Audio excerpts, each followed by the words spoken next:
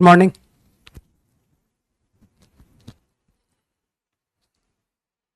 Thirty one two 35।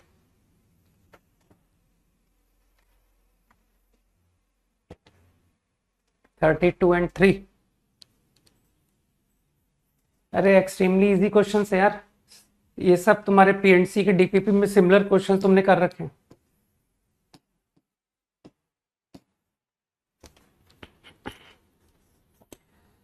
x1 + 2 + 3 odd, तो ये तो केस बना लेना, तीनों ऑड सोचो, और दो इवन एक ऑड, तो ओरली कर लो।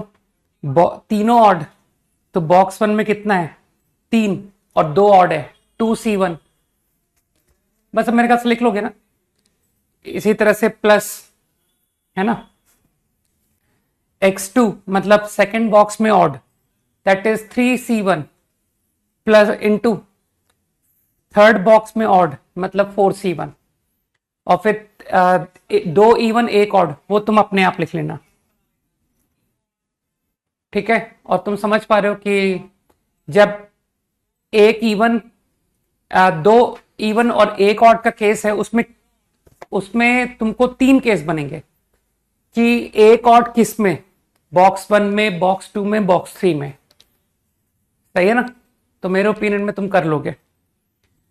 जो 33rd है, बिल्कुल ऐसा ही प्रॉब्लम हमने पीएनसी में किया था, याद है, x1 + x3 = 2x2। तो क्या ये डायरेक्टली नहीं हो गया कि x1 + x3 2x2 का मतलब है x1 x3 दोनों ऑड होने पड़ेंगे या दोनों इवन? अरे 2x2 तो एक इवन नंबर है ना यार, तो x1 and x3 both odd.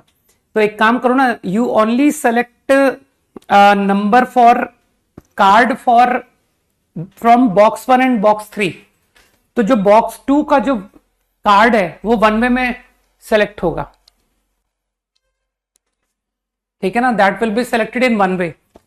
तो x1 बोथ ऑड, जैसा मैंने कहा बोथ ऑड, तो x1 के लिए नंबर ऑफ वेज कितने हो गए, 2 ऑड है ना, 2c1, और थर्ड का बॉक्स में से, थर्ड सेट में से 4c1, और तीसरे का तो मैं सिलेक्शन करूंगा ही नहीं, x2, that is 1 way.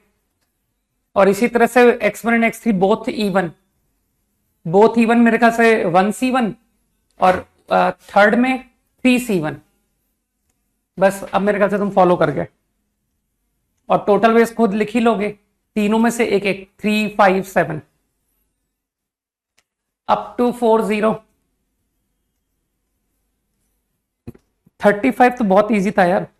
Fair coin needs to be tossed at least 2 heads, तो n टॉस मान लो, 2 head, 3 head, 4 head, up to n head के बजाय 1 माइनस नो हेड, या कितने, एटलीस्ट कितने चाहिए, एटलीस्ट 2 है, 1 माइनस नो हेड या 1 हेड, तो एटलीस्ट नो हेड प्रोबेबिलिटी दी हुई थी ना।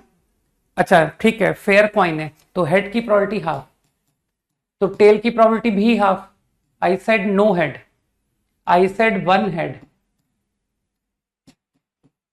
ये भी हाफ की पावर n ही आएगा, हाफ इंटू हाफ की power n-1, and this probability is at least 0.96 greater equal to. तो मेरे ख्याल से थोड़ा सा ग्राफ में जाना पड़ेगा ना कि सर n+1 2 की power n is less equal to 0.04। 0.04 कितना होता है, 4/100, 1/25। कुछ लोग समझ रहे हैं? अब तुम लोग समझ पा रहे हो सर ये तो डिसिमिलर फंक्शंस आ गए, पॉलिनोमियल, एक्सपोनेंशियल। तो कुछ लोगों को ज्ञान है इस बात का कि ऐसी सिचुएशन को तो ग्राफ से टैकल कर सकते हैं ना। तो 2 की पावर n का graph is like this versus n, और 25 into n+1 is a straight line, और तुमको तो नेचुरल नंबर है ना, n तो नेचुरल नंबर है, तो तुमको ग्राफ सिर्फ पॉजिटिव इंटीजर्स पर देखना है। तो 0 पर वैल्यू 25 लाइक दिस। अब तुमको हिट एंड ट्रायल से सोचना है कि कहां पर ये कट होगा, ठीक है ना। तो हिट एंड ट्रायल करो, और इतना तो क्लियर है कि एक बार ये स्ट्रेट लाइन कट कर गई तो उसके बाद ये हमेशा नीचे रहेगी, तो 2 की पावर n शुड बी मोर। तो इस कट के बाद हमेशा इनइक्वालिटी ट्रू है ना, आफ्टर दिस इंटरसेक्शन। तो हिट एंड ट्रायल से देखो किस n पर ये इनइक्वालिटी वैलिड आ रही है, 8 पर आ रही है। 2 की पावर 8 कितना हुआ, 256, और ये कितना हो गया 25 इंटू 9, 225। तो 2 की पावर 8 पर इनइक्वालिटी वैलिड नहीं है, नहीं है, वैलिड है। ये 256 था ना, और ये 225 है, हाँ सही है। और n इक्वल टू 7 पर इनवैलिड होनी चाहिए। 128 25 इंटू 8 दैट इज 200, बिल्कुल सही। तो ये जो कट है ये 7 और 8 के बीच में, तो मेरे ख्याल से आंसर जो है वो ग्रेटर इक्वल टू 8 हो गया। And after 8 inequality always true. कुछ लोग समझ गए ना बात को? n is greater equal to 8 answer to the inequality up to 40। 36 में तो मैं मदद नहीं कर पाऊंगा क्योंकि इतने इजी क्वेश्चन बहुत कम लकी लोग होते हैं जिनको देखने को मिलते हैं। ठीक है कि सर 36 37 हमारे ईयर में आया, तो हमें प्रोबेबिलिटी नहीं आती थी, उसके बावजूद हमसे प्रोबेबिलिटी का क्वेश्चन सही हो गया। ठीक, ऑप्शन चेकिंग प्रॉब्लम था। एक्सप्रेशन लोग लिख लेंगे N12 में और फिर ऑप्शन चेक कर लेंगे कि कौन सी वैल्यू सेटिस्फाई कर रही है। 40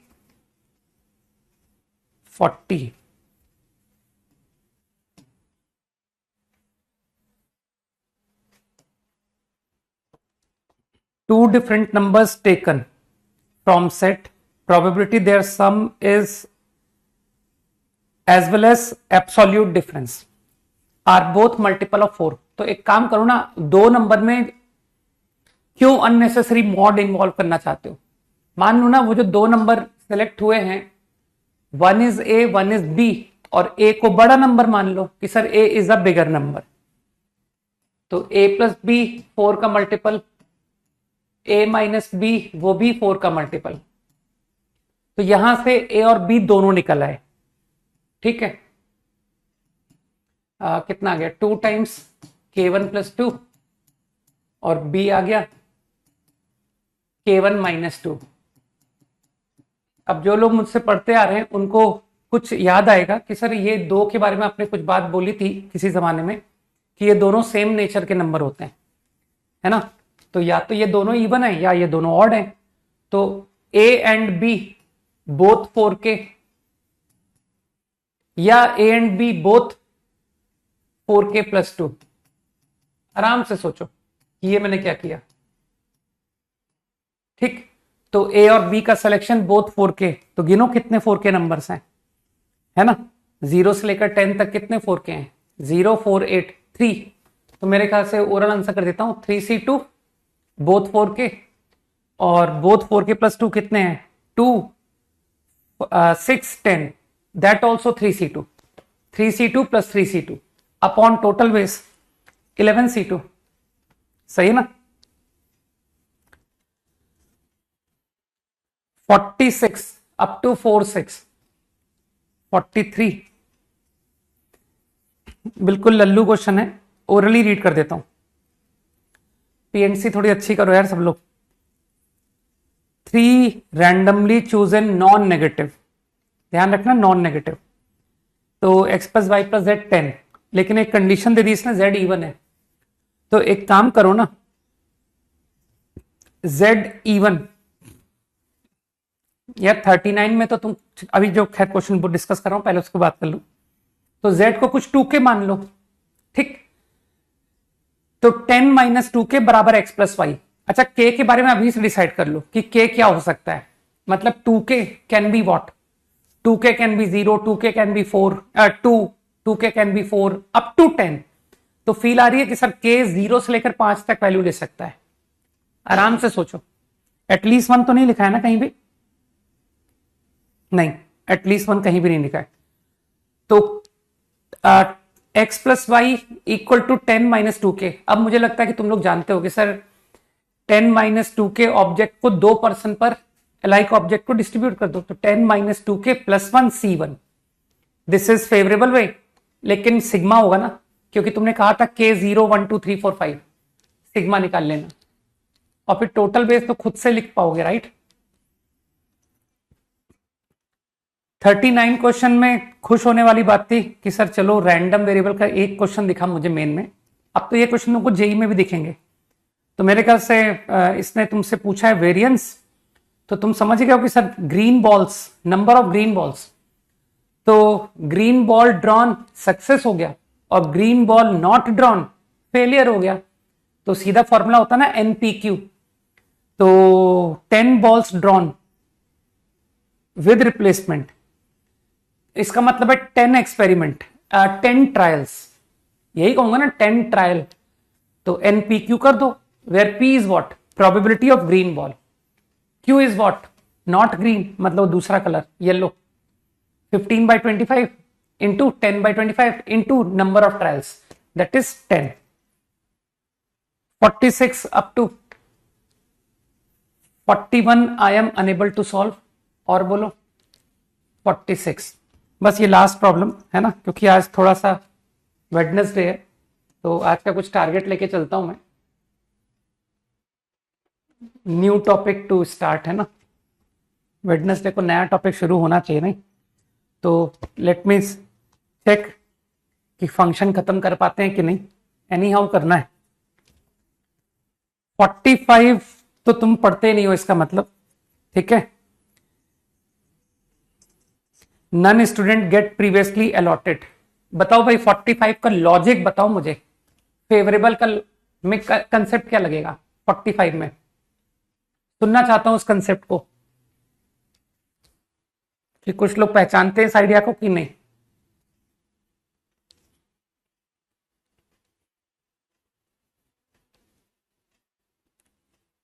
S1 गेट्स प्रीवियसली अलॉटेड, हाँ देखो प्रत्युष ने बोल दिया, और देखो अपना रटा हुआ आंसर आ गया कि सर डीअरेंजमेंट 5 का मत करना, डीअरेंजमेंट 4 का करना, क्योंकि S1 को तो आप वन वे में उसकी खुद की सीट दे दो पहले वाली, S1 तो वन वे ले गया, सही है ना, और बाकी के 4 9 इंटू 9, 1 इंटू 9, और टोटल वेज तो तुम समझ ही रहो, ठीक है।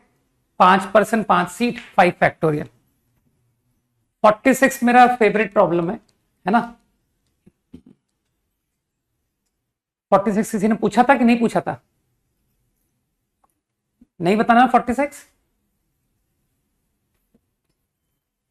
नो, चलो ठीक है। 44 तो कोई भी कर लेगा, बच्चे कर लेंगे 44, है ना। 46 में क्लियर बोल रहा है T1 T2 इंटरसेक्शन चाहिए, और TI क्या है, T1 है S1 S2 बगल में नहीं बैठेंगे, ठीक। तो इसमें पता पूरी काउंटिंग की थी, तो लोगों ने गिन लिए थे कि सर पूरा बनाते हैं, बिठाते हैं लोगों को, तो ज्यादा केस नहीं आते हैं, तुम भी बिठाना कि चलो 1 2 3 4 5 को बिठाते हैं, S1 S2 साथ नहीं होना चाहिए, 2 3 साथ नहीं होना चाहिए, 3 4 साथ नहीं होना चाहिए, 4 5 साथ नहीं होना चाहिए, किसी भी पेयर को साथ मत होने देना। तो लोगों ने काउंट कर लिए थे मालूम, और काउंट कर लिया था कि सर 14 वेज आए, तो ज्यादा थोड़ी, 14 तो बहुत कम होता है, ठीक। लेकिन जो लोग मेरे जैसी थिंकिंग रखते हैं वो लोग कहेंगे सर आप 1 माइनस इंक्लूजन एक्सक्लूजन करोगे, तो ओरली सुनना मैं, ठीक है। S1 S2 together 1 event, S2 S3 together 1 event, ऐसे मैंने लास्ट इवेंट होगा S4 S5 टुगेदर, मतलब टोटल 4 इवेंट। तो अगर इसमें से कोई एक भी अकर हुआ तो दैट इज रॉन्ग, तो यूनियन को घटाना पड़ेगा, ठीक। तो चलो कोई एक आंसर लिखते हैं, S1 का आंसर लिखते हैं।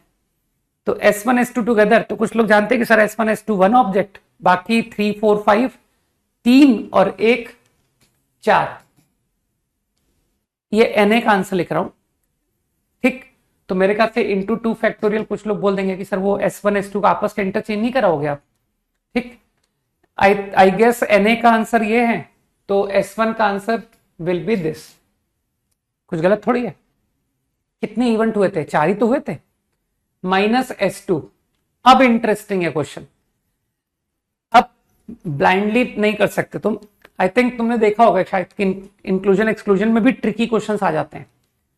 अब अगर तुम सोचोगे कि A इंटरसेक्शन B है ना, या तो इसमें तुमको थोड़ा बुद्धि लगानी पड़ेगी। S1 S2 together, S2 S3 together, ये A इंटरसेक्शन B है।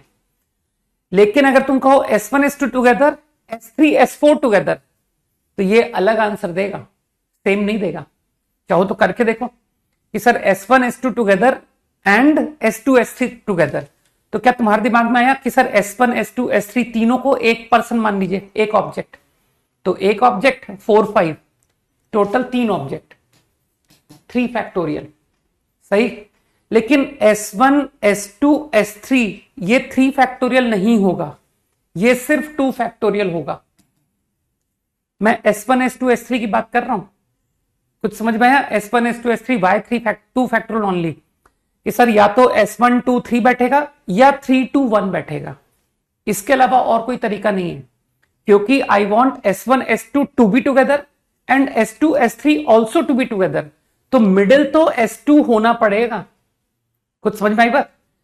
अब ये जो मैंने आंसर लिखा ना A इंटरसेक्शन B का, तो तुम बुद्धि लगाओगे तो you will get to know कि sir A intersection B, B intersection C और C इंटरसेक्शन D का आंसर सेम आएगा। टोटल 6 है ना कॉम्बिनेशन, ए बी इज, अरे 4C2 यार, टोटल 6 कॉम्बिनेशन है, 3 कॉम्बिनेशन का तो यही आंसर आएगा, तो इंटू 3। ठीक, अभी मैं S2 पूरा फिनिश नहीं किया, अभी तो 3 केस बचे हैं। तो वो कौन से 3 केस हैं? A intersection C, S1 S2 one object, 3 4 one object, ठीक, एंड वन ऑब्जेक्ट इज 5, तो टोटल इज 3 फैक्टोरियल। खुद समझ में आ रही बात? ठीक है, now I think you understand कि सर S1 S2 आपस में इंटरचेंज, S3 S4 आपस में इंटरचेंज, यही हुआ ना answer. S1 S2 together, S3 S4 together, ये आंसर हुआ। अब तुम आराम से सोचो कि A intersection C, A intersection D और क्या B इंटरसेक्शन D, सबका एक ही आंसर होगा। मेरे ख्याल से ये आंसर है S2 का। ठीक, क्या अब मैं तुमसे एक्सपेक्ट करूं कि S3 तुम खुद बुद्धि लगा लोगे कि सर S3 के भी जो 4 केसेस बनेंगे उसमें अक्ल लगानी पड़ेगी, है ना, कि उन 4 केस में सबका आंसर थोड़ा सोचना पड़ेगा। और इसी तरह से S4 तो कुछ ज्यादा इजी है, 1 2 टुगेदर, 2 3 टुगेदर, S4 का आंसर तो यूं ही ओरली बता दो मुझे, है ना। तो कुछ लोग बता देंगे कि सर है ना, हो गया, छोड़ दो, आप मत बताओ, फिल इन द ब्लैंक्स छोड़ दो। ठीक, अदरवाइज सबको पता है कि सर जेई में क्या होगा हमारा, नहीं, आप पूरा बताओगे तो fill in the blanks for S3, fill in the blanks for S4 upon total 1 minus that. Okay, चलो फंक्शंस क्विकली खत्म करें, है ना, रिमेनिंग प्रॉब्लम्स को देख लेंगे, पहले मुझे खत्म करने दो टॉपिक को जरा। राइट, आई विल रिमेंबर कि मैंने 46 तक डिस्कशन किया है, डोंट वरी। लास्ट क्लास कुछ फंक्शंस, ऑड इवन फंक्शंस की बात की थी मैंने, राइट।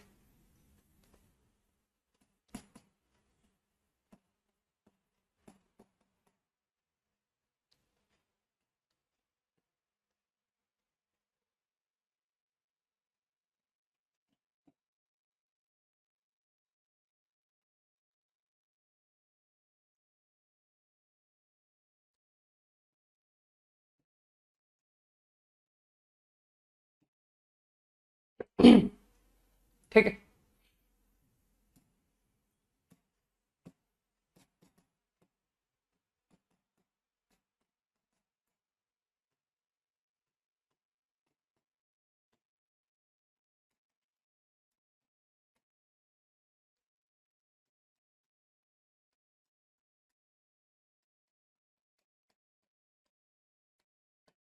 जल्दी करो।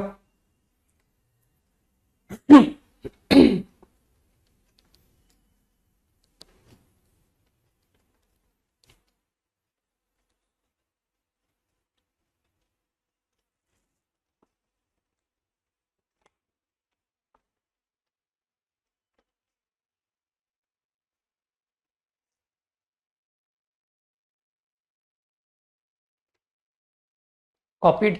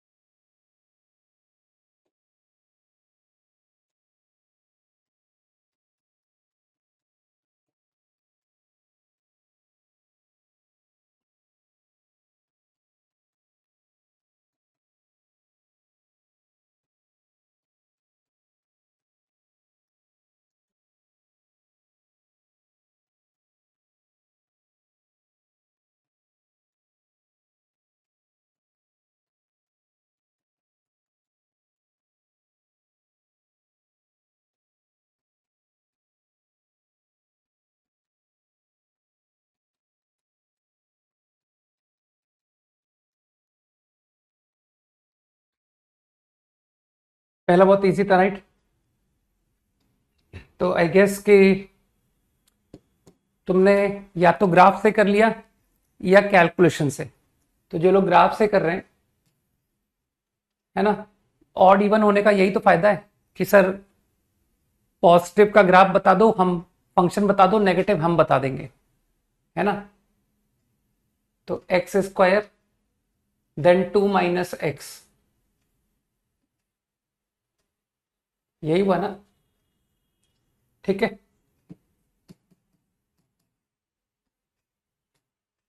एक्स स्क्वायर, तो फर्स्ट पार्ट ऑड, तो ऑड फंक्शन का मतलब है सिमेट्रिक अबाउट ओरिजिन, तो इसका symmetry about origin like this.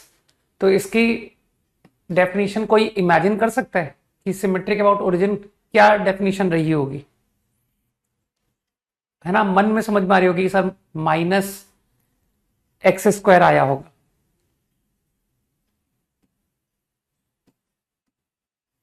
ठीक, इजी।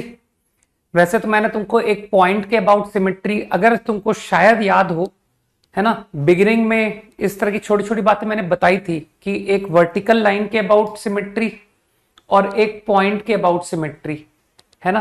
हालांकि मैं रटने में इंपॉर्टेंट नहीं मानता, मुझे खुद को याद नहीं होते, मैं तो क्या होता है ना, जब जरूरत पड़ती है तब डिराइव कर लेता हूं कि जरूरत पड़ रही है तो डिराइव कर लो, ठीक है। तो ये तो खैर ऑड फंक्शन है, इसलिए ये इजी है कि सर एनालिटिकल कैलकुलेशन से निकाल दूंगा, है ना। तो एनालिटिकल कैलकुलेशन अभी दिखा दूंगा साइड में।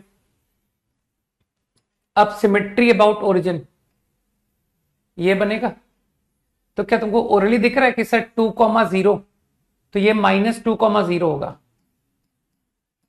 सही है। फील कर रहे हो कि ये जितना स्लोप है उतना ही स्लोप ये भी बनेगा, ठीक। और नहीं तो तुम पॉइंट से बात कर लो ना कि सर इस पॉइंट का सिमेट्री ये 1 1 है, तो सिमेट्री -1 है, तो इन दो को ज्वाइनिंग का स्लोप -1 ही तो आएगा। तो यू कैन डायरेक्टली आंसर कि this is going to be x+2 into -1, -1 slope passing through -2,0। तो ये फर्स्ट पार्ट ग्राफ से सामने देख लो और खुद से डिफाइनिंग लिख सकते हो कि -1 क्लोज्ड से 0 ओपन, अच्छा 0 ओपन है तो इसलिए यहां पर सर्किल दिखा दूं मैं, -1 क्लोज्ड से 0 open, your answer is -x², and -∞ से -1 ओपन में योर आंसर इज -x+2। ठीक। Second part, function is even, तो even function, symmetry about y axis, मेरे ख्याल से this equation is going to be x² only, है ना। एंड इसे भी तुम डिराइव कर लो कि sir symmetry about y axis ये 2 है, तो ये -2 है, और तुम मिरर इमेज से सोच पा रहे हो कि ये 1 स्लोप -1 स्लोप है, तो ये +1 स्लोप है। सही है। तो हैविंग स्लोप 1 पासिंग थ्रू, तो ये x+2 आंसर आ गया। तो डिफाइनिंग खुद से लिख सकते हो। ठीक। अब चलो एनालिटिकल कैलकुलेशन दिखा देता हूं कि सेम प्रॉब्लम को विदाउट ग्राफ भी किया जा सकता है। तो तुम सोच रहे होगे ना कि सर ऑड इवन के लिए I want to make use of f - x - fx, f - x plus fx। तो तुम एक काम क्यों नहीं करते, ये जो f of x है, why don't you talk about f of -x? तो तुमको f of -x तो लिखना आता ही होगा कि sir go to f x, replace x by -x। तो मैं x को -x रिप्लेस कर रहा हूं, डूइंग इट -x -x। सही। अब तुम तो इंटरेस्टेड हो कि सर -x में कंडीशन मत लिखो, मुझे तो x में बताओ। तो दिस इक्वल x बिटवीन -1 से 0, x लेस देन -1। ठीक। अब तुमको लगता नहीं कि एक पार्ट का तो आंसर यही है, इवन का आंसर, इवन फंक्शन है ना। तो तुम जानते हो ना f - x इज fx, तो योर पार्ट 2 इज डन कि f of x same answer for x negative. मैंने यूज कर लिया ना f of -x बराबर fx। अब अगर मैं पार्ट 1 की बात करूं तो मानते हो f of -x जो है वो -fx होता है, तो -fx इज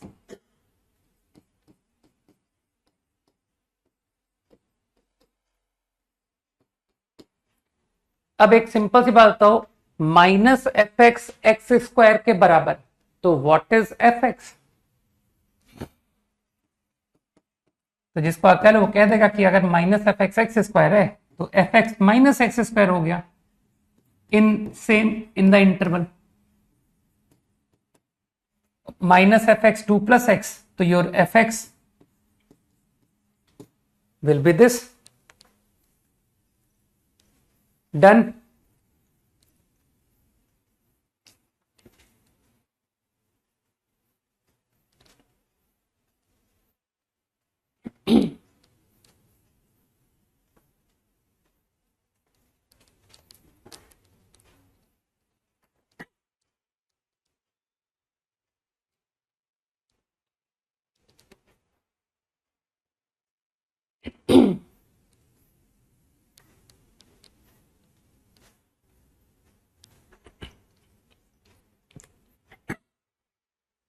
कम से कम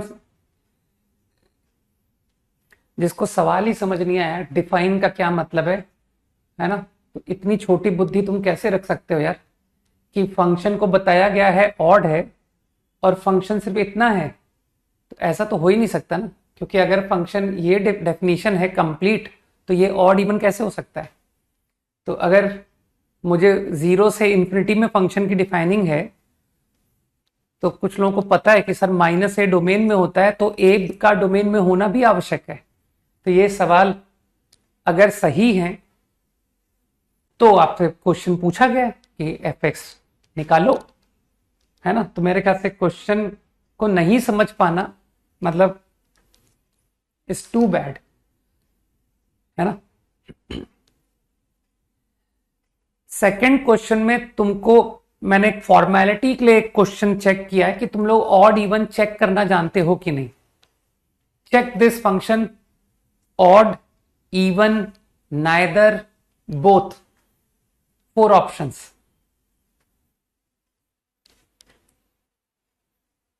हाँ 24 Jan. रिवर्स काउंटिंग शुरू कर दो और क्या. ये तो तुम लोग के लिए बहुत खुशी की बात है कि सर हम लोगों के लिए भी रिवीजन का समय मिल गया.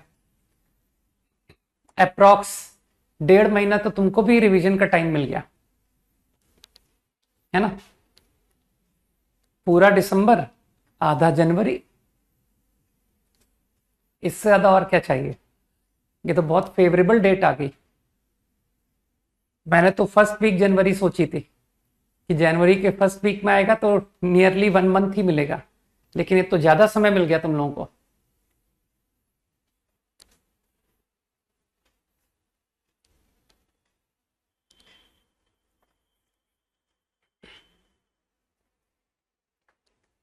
आंसर क्या है इसका? Odd even.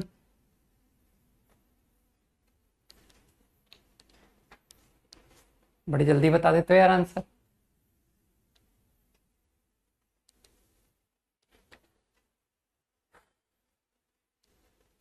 उत्कर्ष, वरुण, एक मिनट मैं आंसर देख लूं जहां तक सही बता रहे हो. हम्म, सही है.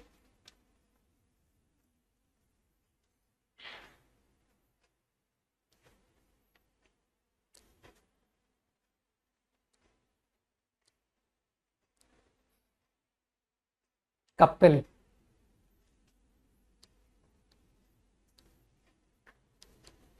जिसके होते जाए वो अगले में स्विच कर जाए.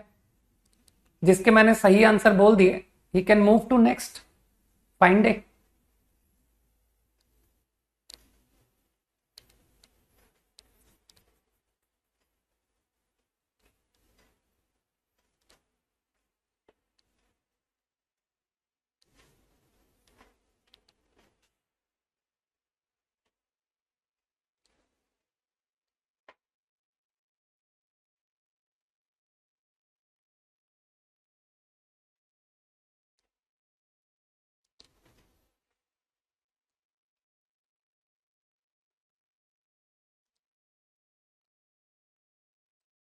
क्या बात है, अब तक केवल 3 सही जवाब हैं.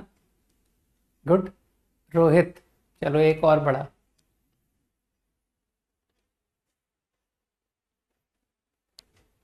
तुषार.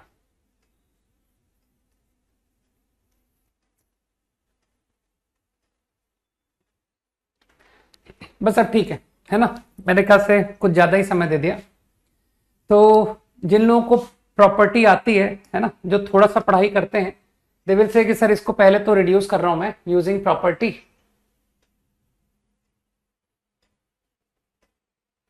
4 - 3 1. कुछ गलत हो तो बताना. 2+ था ना. एक बार मैंने फंक्शन ओरिजिनल किया था ना तब भूल ही गया. ठहरो. 2 टाइम्स इंटू 2 भी आना था. इंटू 2.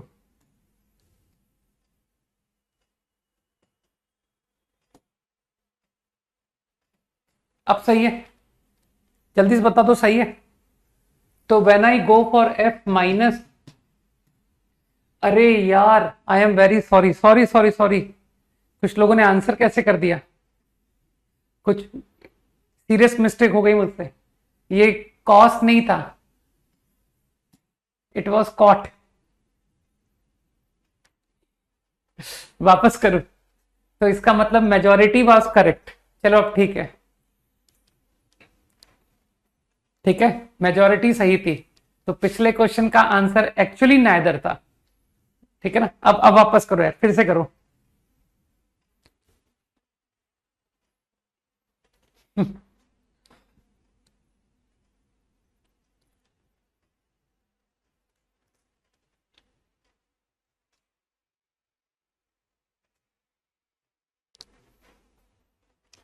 एक बार वापस कंफर्म कर ही लूं मैं, क्वेश्चन सही लिखा है कि फिर गलत लिख दिया। वो tan है यार, एकदम ही दिमाग आउट है। खैर ठीक है, tan और cot में कोई फर्क नहीं पड़ता, आप tan लिखो या cot लिखो, है ना, उसमें कुछ फर्क नहीं पड़ेगा। स्टिल ये था सही सवाल। फिर से करो। हाँ अब तो सही आएगा सबका आंसर। प्रतीक, वरुण,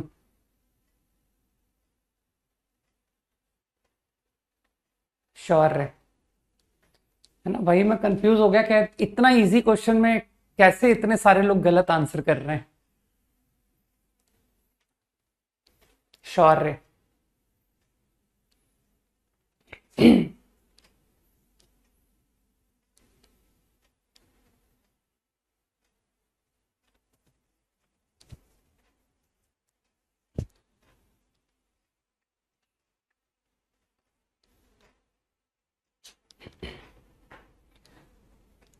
ठीक है। आलोक, पंकज, बस ठीक है। अब मेरे ख्याल से प्रॉब्लम को देख लेते क्विकली। अनमोल, हाँ लेट्स सी नाउ, ठीक है। बस अब मैं कॉन्सेंट्रेट करते हैं। मानता तुम लोग डोमेन का ध्यान रखते हो ना, तो सबसे पहले डोमेन के बारे में सोच लेते हैं। तो डोमेन 10x, तो आई थिंक 10x की domain odd pi, not in domain.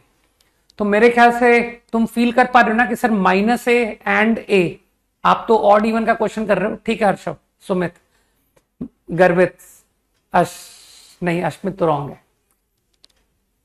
क्या बात है अश्मित, तुम्हारे दो आंसर दिख रहे हैं, ऊपर कुछ और दिखा, नीचे कुछ और दिखा। ठीक है, तो अभी आंसर तुम्हारा ठीक है। ठीक है, सभी का सही है। सचिन, प्रत्युष, गौतम, अश्मित, फयाज, है ना, रंजन, सबका ठीक है आंसर। ओके, तो आई गेस तुम समझ गए कि सर ये ऑड इंटीजर है, तो ऑड इंटीजर होने की वजह से ये जीरो तो होगा नहीं। ठीक, तो डिनोमिनेटर नॉट जीरो और न्यूमरेटर आपको minus A and A both in domain satisfy कर रहा है। ठीक, तो इसका मतलब है डोमेन की तो चिंता छोड़ दो। Now talk about F minus X. तो by doing minus X, numerator same, numerator पर नो चेंज। करके देख लो, माइनस एक्स रख के देख लो। और अब मुझे लगता है कि इन दिस मैनिपुलेशन तुम तो स्मार्ट हो कि सर ये जो क्वांटिटी है ये दो केस में बात होती है। एक, x upon pi is integer, x upon pi is not integer. मतलब x is k pi, x is not k pi, है ना, where k I called integer. तो कुछ लोग समझ पा रहे हैं कि आप केवल डिनोमिनेटर की बात करो, x इंटीग्रल पाई, तो ये क्वांटिटी ग्रेटेस्ट प्लस ग्रेटेस्ट, है ना, पढ़ा होगा ना, इज जीरो। तो ये quantity minus times greatest plus greatest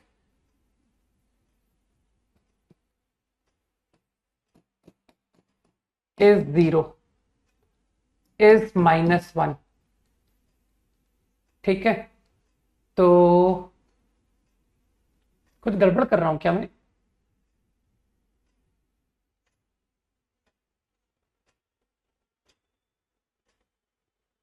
नहीं, सही कर रहा हूं। तो x integral pi 1 minus 2 times x upon pi, and here 1 plus 2 times minus 1 minus x upon pi. अब सही है ना? तो मेरे ख्याल से ये दोनों केस में सेम आया कि नहीं आया? This equal to minus 1 minus, ठीक। अच्छा, कंफ्यूज मत होना, जब x के पाई की बात करोगे तो थोड़ा सा जिनको दिमाग है दे विल से कि सर आपका न्यूमरेटर जीरो हो गया। तो your F of x for x के पाई is 0 and when I talk about x not k pi, है ना, थोड़ा सा इंटरेस्टिंग था कैलकुलेशन, नहीं तो x not k pi, your denominator become -1 -2 x upon pi और न्यूमरेटर में नो चेंज, न्यूमरेटर तो यही है ना 2x, तो मानते हो ये रिजल्ट तुम्हारा माइनस टाइम्स एफ एक्स से मैच कर गया, ठीक, और मेरे ख्याल से 0 ये भी माइनस एफ एक्स को वैलिड कर रहा है, तो I think answer is odd, ठीक। तो इतनी आसानी से नहीं हुआ था जो तुम लोग इग्नोर करके कर गए थे, पॉसिबिलिटी में बात करना वॉज इंपॉर्टेंट। तो अगर तुम लोगों ने ये दो पॉसिबिलिटी बात नहीं की है, इट मींस कि तुम लोग तुक्के से आंसर बता रहे थे, ठीक है ना। Kapish I think correct answer, wait, हाँ सही है, Kapish and Kapil. Quickly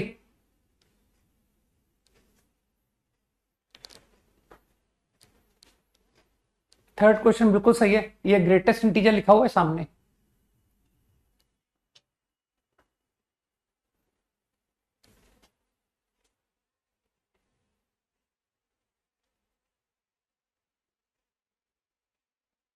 none and odd कैसे लिख सकते हैं, आंसर जब डिराइव हुआ है कि इट इज ऑड फंक्शन, तो दो आंसर कैसे दोगे।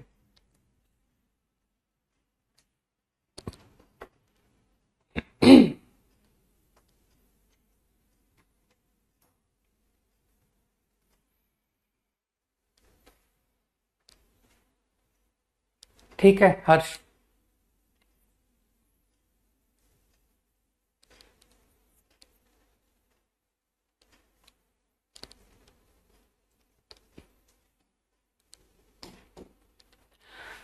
ओके क्विकली देख लेते हैं। Function is odd, F minus X is minus F, तो F minus this will come out F minus बराबर माइनस एफ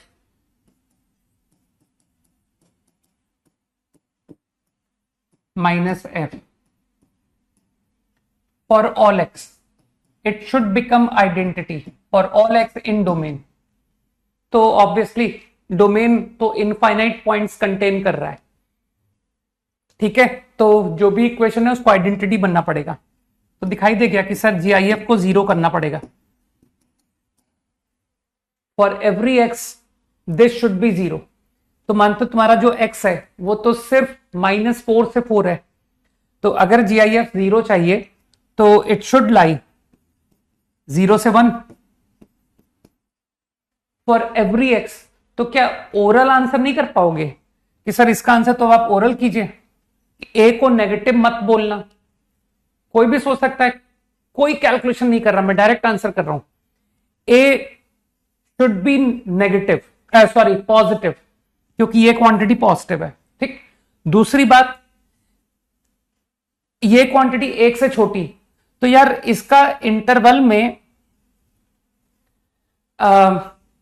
हाईएस्ट वैल्यू 16, तो तुमको लगता नहीं कि सर ए को, अरे एकदम कॉमन सेंस से बोल रहा हूं, अगर ए को 16 से भी बड़ा कर दो आप, तो ये नंबर हमेशा 1 से छोटा ही रहेगा, ठीक है, मैं कोई इनइक्वालिटी नहीं करना चाहता, अगर मैं इसको 16 से बिगर रख दूं तो इसकी हाईएस्ट वैल्यू 16 जाएगी, तो अगर इसकी हाईएस्ट वैल्यू को भी आप ए से डिवाइड करोगे तब भी वो 1 से छोटा हो गया, तो मेरे ख्याल से तुम ओरल आंसर कर सकते थे कि सर ये आंसर है इसका, ठीक, बजाय हाई फाई बात की है कि sir A more than X square, I want inequality should to hold for every X, तो ये रहा आपका एक्स स्क्वायर का ग्राफ, इंटरवल -4 से 4, तो अगर आप चाहते हो कि A should be more for every X, तो ये 16 वैल्यू ले रहा है, इसके ऊपर ले लो ए को, तो अगर ए 16 से मोर है तो आपकी इनइक्वालिटी विल ऑलवेज होल्ड, और इस इनइक्वालिटी के बारे में तो सोचने की जरूरत ही नहीं, इसके लिए तो केवल ए पॉजिटिव सफिशिएंट है,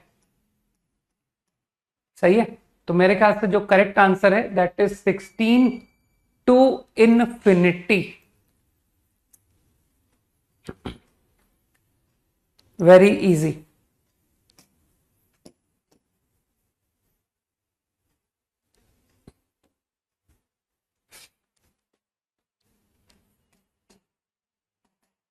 बहुत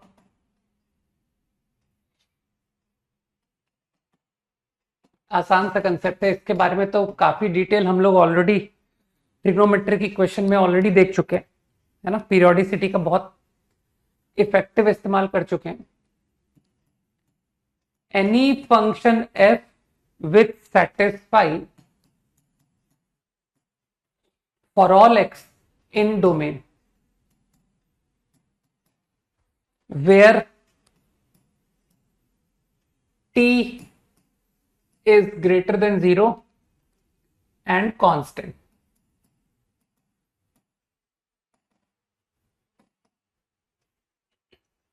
अगर equation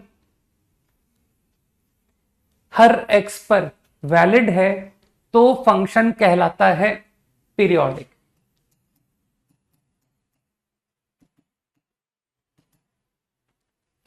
And the smallest positive value of t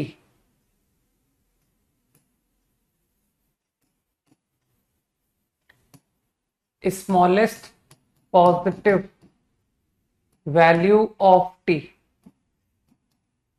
is called fundamental period.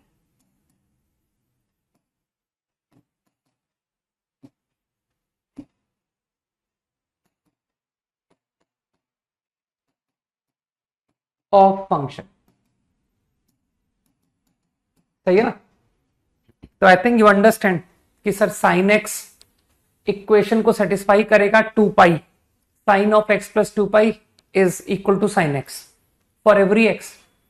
Sign of x plus 4 pi भी equal to sine X for every X. Sine of x plus 6 pi is also satisfying, है ना। तो out of those values every 2n पाई पर तुम्हारी equation true है। लेकिन fundamental period किसको कहेंगे? जो लीस्ट वैल्यू, लीस्ट पॉजिटिव। तो योर फंडामेंटल पीरियड इज 2 पाई, ठीक। तो बेसिकली जो तुम सोच पा रहे हो ना कि सर टी के इनफाइनाइट आंसर है 2 पाई, 4 पाई, 6 पाई, 8 पाई, तो एक्चुअली उन सारे आंसर को जस्ट पीरियड कहा जाता है, पीरियड ऑफ फंक्शन। तो अगर मैं सिर्फ पीरियड टर्म यूज कर रहा हूं ना, पीरियड, तो वो बहुत सारे वैल्यूज लेगा, मतलब that will take all those values of t for which equation is true. लेकिन फंडामेंटल पीरियड इज यूनिक, ठीक है। तो फंडामेंटल पीरियड एक आंसर, इजी। तो अगर मैं थोड़ी देर के लिए कॉल करूं कि सर फंडामेंटल पीरियड को कुछ नाम दे देते हैं टी, मैं टी को फंडामेंटल पीरियड अगर कॉल करूं,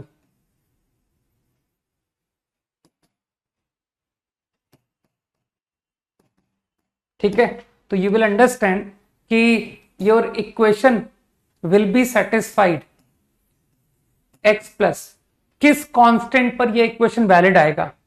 तो तुम कॉमन सेंस से सोच लोगे कि any integral multiple of T पर equation going to be true.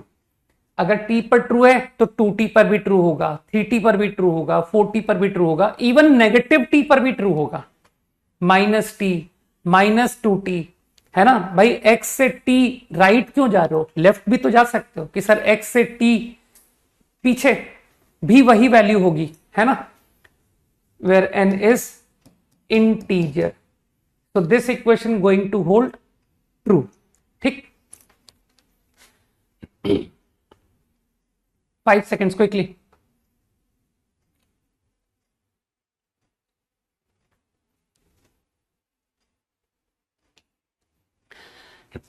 Actually लोग पीरियोडिक फंक्शन के प्रॉब्लम ऑब्जर्वेशन से करते हैं, फ्रैंकली स्पीकिंग, ठीक है। अगर मैं तुमसे पूछूं कि इस फंक्शन का पीरियड निकालो, फंडामेंटल पीरियड निकालो, interested to obtain fundamental period, ठीक। तो वो सारी बातें बस सुनने की है कि sir F of x plus T बराबर एफ एक्स से टी ऑब्टेन करेंगे। लोग तुक्के से कर देते हैं, यूं ही ऑब्जर्वेशन से। सोचो टी का आंसर क्या होगा, सोचो सोचो। फंडामेंटल पीरियड आंसर इज पाई, है ना, मैंने कहा ना ऑब्जर्वेशन से आंसर आ जाता है। Sine of x plus pi is minus sine x, लेकिन तुम जानते हो कॉस ऑफ माइनस थीटा तो थीटा होता है, कॉस थीटा होता है, तो your fundamental period is pi. ठीक, लेकिन फिर भी मैं तुमको जीके के लिए एक सवाल करके दिखा देता हूं कि देखो F of x plus T बराबर F X is the source of obtaining fundamental period. ठीक, तो I want to obtain fundamental period, तो मैंने एज्यूम कर लिया let T be the fundamental period. तो अगर टी फंडामेंटल पीरियड है तो your equation is going to be true for all X in domain, और domain is R. This equation should be satisfied for every X, मानते हो? ठीक, अब मुझे लगता है कि तुम इस सिचुएशन को बोल दोगे कि सर ये तो ट्रिग्नोमेट्रिक इक्वेशन हो गई, तो let's use cos theta cos alpha. कुछ लोगों को आज भी याद होगा, तो can write like this, n is integer, है ना, आज भी याद है ना? ठीक है, कम से कम जेई तक याद रख लेना, ठीक है, जेई के एडवांस तक याद रख लेना। ठीक, उसके बाद पता पड़ेगा कि सर आईआईटी के अंदर याद नहीं रखा तो वहां दिक्कत आ गई, है ना, तो पूरे 4 साल तो याद रखना पड़ जाएगा नहीं। ओके, नाउ अब जिसको थोड़ा भी कॉमन सेंस है ही विल से कि सर ये जो इक्वेशन है n1 n2 n-1 सेटिस्फाई नहीं करेगा। ओरली सोच लो, अगर n को 1 लोगे तो 2 पाई प्लस साइन, ये बेचारा 2 पाई -1 से 2 पाई प्लस 1 मिलाई कर रहा है, जबकि ये क्वांटिटी तो -1 से 1 है। तो मेरे ख्याल से by observation it is clear कि n कैन ओनली बी 0। तो I got this situation plus minus sine x.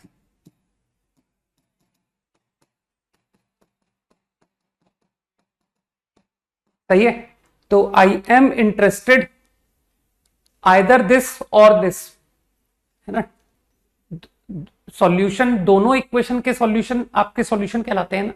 तो एक for what ever this equation is true, for what ever this equation is true. अब तो मेरे ख्याल से तुम ओरल करोगे ना, या कि यहां भी तुम कहोगे कि sir sine x plus T बराबर साइन एक्स, फिर से ट्रिग्नोमेट्रिक इक्वेशन का सॉल्यूशन लगाइए। मेरे ख्याल से अब तो लोग ऑब्जर्वेशन से बोल देंगे कि सर यहां से सबसे छोटा आंसर है 2 पाई। If you want this equation to hold for every x, then this is the answer. And if you want this equation to be true for every x, then this is the answer. है ना, sin of pi plus x. Otherwise, मैं तो open हूं कि you can further apply trigonometric equation solution कि sir sin theta sin alpha फिर लगाइए, ठीक है, और वहां से फिर हम आपको जवाब देंगे कि क्या हुआ आंसर। एग्री? तो आई थिंक यू अंडरस्टूड। तो out of them smaller answer, मैंने कहा था ना लीस्ट पॉजिटिव, तो this is the fundamental period. तो कुछ बात समझ में आ गई, ठीक है। तो डेफिनेशन इज क्लियर कि किसी भी पीरियोडिक फंक्शन का प्रॉब्लम फॉर्मूले से करना होता है, ठीक है। बाकी लोग कॉमन सेंस से ऑब्जर्वेशन से टी बता देते हैं, है ना। If I ask prove that cos of x square is aperiodic, aperiodic का मतलब होता है नॉट पीरियोडिक, है ना।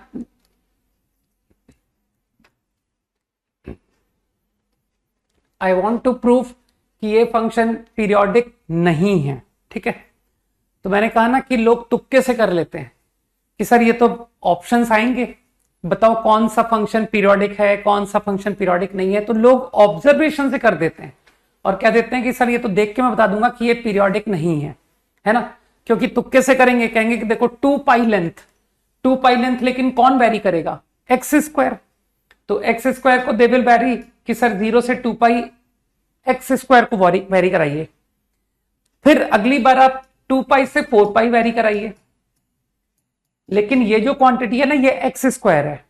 सोचो, तो तुम बोलोगे कि सर अगर x square lie in this interval का मतलब है x in this interval, x in this interval, तो क्या तुमको इस इंटरवल में और इस इंटरवल में फर्क नहीं समझ में आ रहा कि सर ये दोनों इंटरवल लेंथ सेम नहीं है, राइट?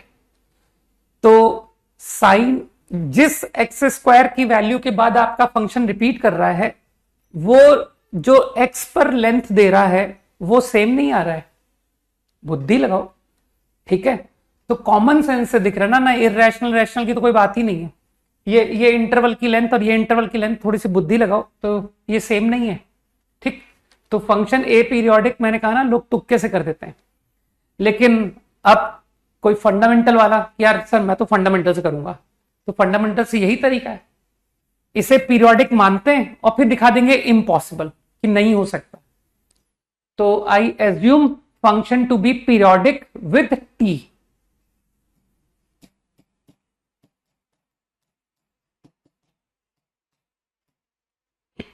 ठीक है? तो जो भी कोई मुझसे लॉजिक की बात करेगा तो फिर तो मैं उसको फंडामेंटल पे ले जाऊंगा कि यार ये होता है तरीका करने का, और क्या। तो अब तो तुम स्मार्ट हो, तो तुम फट से बोलोगे कि सर ट्रिग्नोमेट्रिक इक्वेशन तुरंत लगाइए।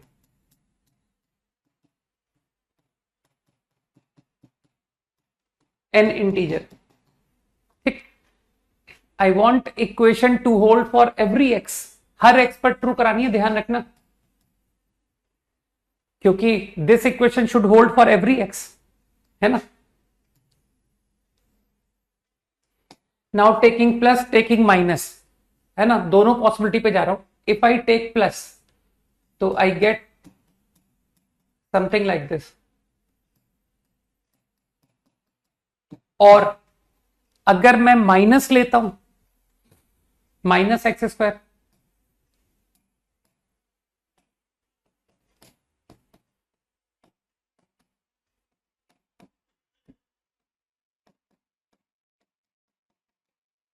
ठीक?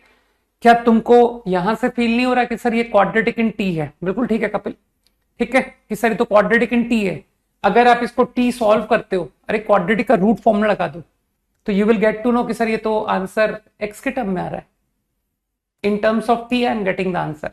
अरे चाहो तो रूट सॉल्व करो, तो क्या दिखाई दिया? I am not getting a constant value for T.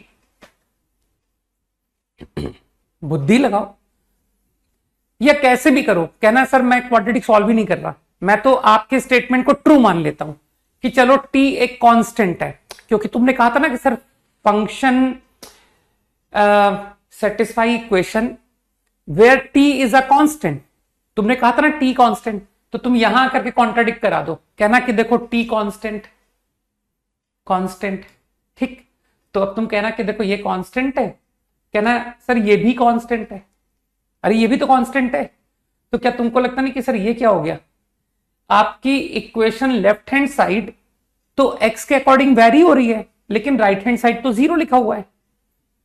सोचो, क्या ये एक वेरिंग क्वांटिटी है कि नहीं? ये पूरी quantity, single variable x is there, बाकी सब कांस्टेंट है, तो कोई भी ऑब्जर्वेशन से कह देगा कि सर ये तो एक्स के अकॉर्डिंग वेरी हो रहा है, ये पूरा एक्सप्रेशन, ठीक? लेकिन हम चाहते हैं कि वो तो 0 आए, permanent for all x. You want equation two hold for every x ना, तो ये तो संभव ही नहीं है, ठीक? तो कैसे भी बात को पकड़ लो कि सर टी को पॉजिटिव मान के दिखा दिया कि ये संभव नहीं है, वन साइड वेरी कर रही है, वन साइड फिक्स है, विच इज इम्पॉसिबल।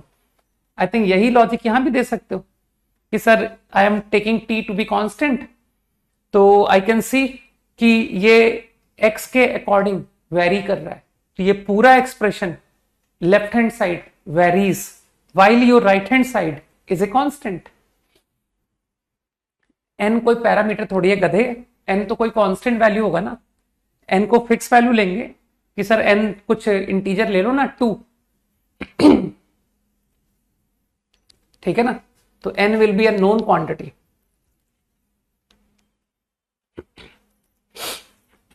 तो कैसे भी बात को तुम पकड़ो, उससे मुझे कोई दिक्कत नहीं है, ठीक है। और आई थिंक तुम फॉलो कर रहे हो कि सर अदरवाइज वो क्वाड्रेटिक वाला आइडिया तो बढ़िया था ही, कि मैंने टी सॉल्व करके दिखा दिया कि देख टी फंक्शन ऑफ एक्स आ रहा है, जबकि टी तो कांस्टेंट आना चाहिए, ठीक है।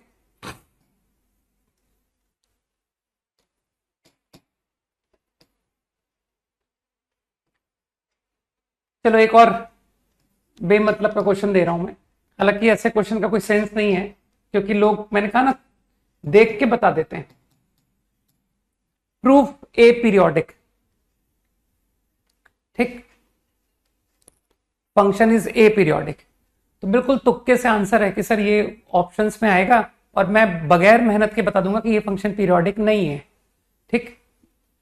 अब ऑब्जर्वेशन में कोई नहीं कहेगा कि कैसे दिखा, बस दिख रहा है, फीलिंग आ रही है कि ये रिपीट होता है, लेकिन ये क्वांटिटी रिपीट नहीं होती। तो ये तुक्के से होते हैं आंसर ये, क्योंकि जो भी मुझसे ज्यादा लॉजिक की बात करेगा ना, तो मेरे पास लॉजिक है ही नहीं, मेरे पास लॉजिक फिर एक ही है। ये होता है लॉजिक, कि तुम लॉजिक ही जानना चाहते हो ना, तो लगाओ लॉजिक लगाओ, दिस इज द लॉजिक, सही है ना। बस अब करो manipulation. I collected x sin x plus t minus sin x 2x sin minus sin t by 2 हो गया ना, cos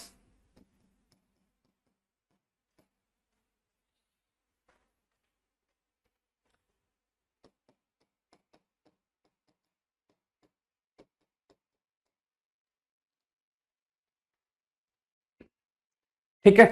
और बस अब फिर से जो थोड़ा सा दिमाग लगाएंगे, दे विल से कि सर कुछ इंटेलिजेंटली कलेक्ट करते हैं इसको।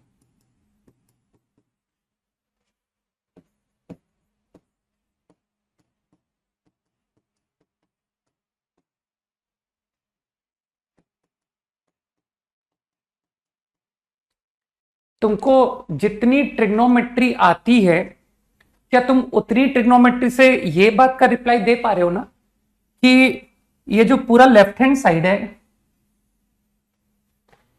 ये वेरी कर रहा है ना। There is no way to make this expression independent of x, है ना। ये एक्सप्रेशन को कोई भी देख के बोल पाएगा कि ये एक्स से इंडिपेंडेंट नहीं है, मतलब अकॉर्डिंग टू एक्स ये वेरी करेगा। जैसे जैसे आप एक्स को वेरी करोगे तो ये वेरी करेगा, है ना, क्योंकि अगर ये कांस्टेंट होता तो ये after manipulation independent of X आ जाता इफ इट इज कांस्टेंट। लेकिन तुम्हारा जो आर एच है, आर एच मानते हो वो तो फिक्स है, क्योंकि तुम लोग टी को कांस्टेंट मानते हो ना। तो your right hand is fixed, your left hand is variable, ऐसा पॉसिबल नहीं हो सकता। Got it. तो इसका मतलब है there is no constant t satisfying equation, तो फंक्शन इज ए पीरियोडिक। तो आई थिंक डेफिनेशन इस्तेमाल करनी तो आ गई सबको, ठीक। अब कुछ छोटे छोटे से पॉइंट्स बता देता हूं अबाउट पीरियोडिक फंक्शन।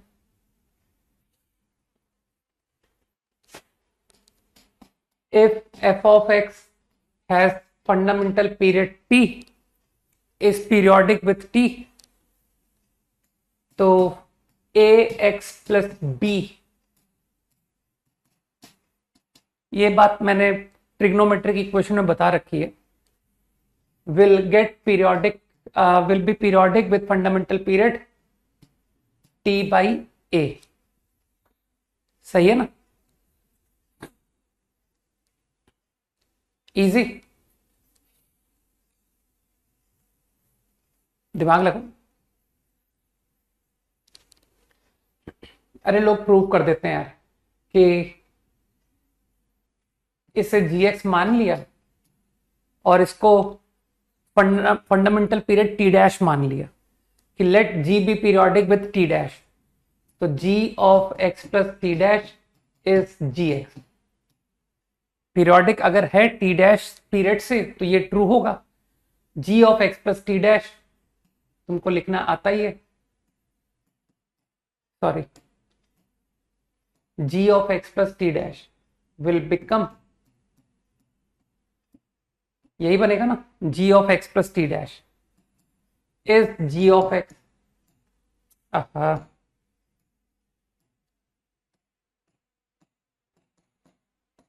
सही। अब बुद्धि लगा करके तुम कह दोगे कि सर इसको कुछ let's say small T plus A T dash small T, तो अब तो तुम समझ गए कि सर एफ ऑफ एक्स तो पीरियोडिक था ना कैपिटल टी से, तो this number must equal capital T. अब तुम समझ रहे हो कि सर वो नेगेटिव का केयर कर लीजिए कि कहीं ऐसा ना हो कि टी डैश नेगेटिव आ जाए, है ना। अरे कोई तुमसे साइन ऑफ -2x का पीरियड पूछेगा तो तुम 2 पाई अपॉन -2 थोड़ी आंसर लिख के आओगे, है ना। 2 पाई अपॉन -2 तुम पाई आंसर लिख के आओगे ना। तो t बाई ए को मैंने पॉजिटिव बना दिया by taking modulus. You are understanding my point, right? Remember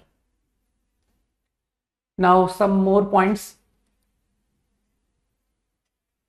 है ना। कुछ अच्छे पॉइंट्स बताओ ना।